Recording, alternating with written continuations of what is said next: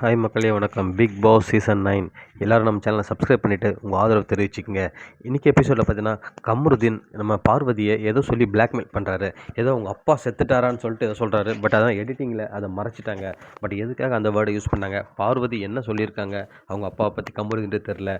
But அது ரெண்டும் personal issue. ஆக்சுவலாக பார்வதி நம்பி அவங்ககிட்ட சொல்லியிருக்காங்க. பட் கமருதீன் இவ்வளோ கேவலமான ஒரு கேம் விளையாடுவான்னு நினச்சி கூட பார்க்கல. இது வந்து லிட்ரலி பார்வதியை பிளாக்மெயில் பண்ணுற மாதிரி தான் இருக்குது.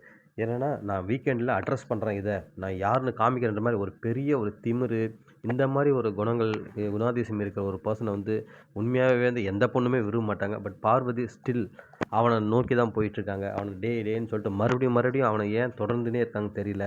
தன்மானத்தை இழந்து ஒரு லவ் வேணும்னா கண்டிப்பாக வந்து தேவையில்லை. அப்படிப்பட்ட லவ் வந்து யாருக்குமே தேவையில்லை. ஈவன் அந்த பொண்ணாக இருந்தாலும் சரி, பையனாக இருந்தாலும் சரி.